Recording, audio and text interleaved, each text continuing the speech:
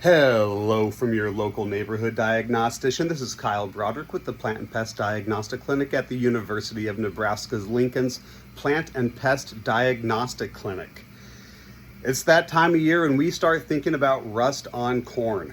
And yes, normally we can differentiate southern rust and common rust just by how they look on the leaves.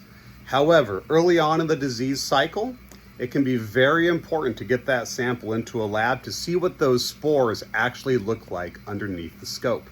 Today, let's look at one of these samples.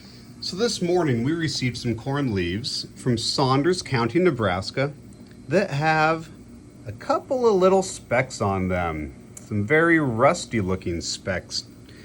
And as we always ask, it was accompanied with one of our sample forms. Always appreciate that, thank you.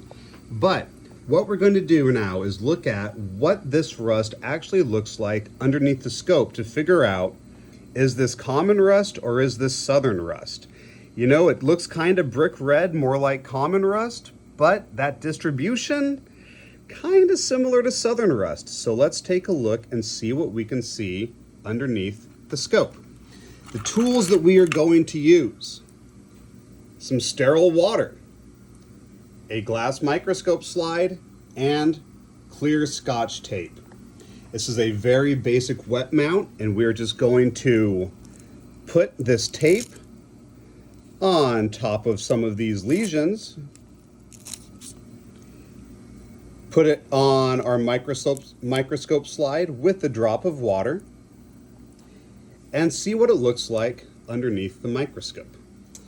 And here we have the sample underneath the microscope. As you can see, that very basic wet mount with just the tape, slide, and water under the scope.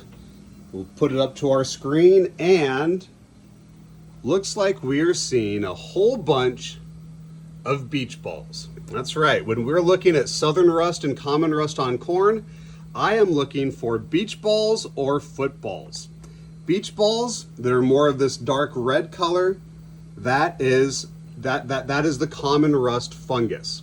Now, if we were seeing more of the kind of more orange football shaped spores, that is when we would need to start worrying about southern rust.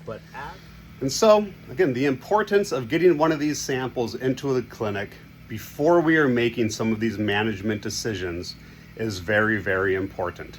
This rust sample looked a little bit like southern rust.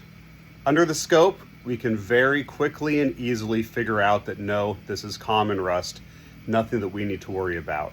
As of now, southern rust has not been confirmed in the state of Nebraska, so we should probably be holding off on any of our fungicide applications for that pathogen right now. Again, this is Kyle Broderick, your friendly neighborhood diagnostician. If you have any questions, please reach out to us at plantclinic@unl.edu.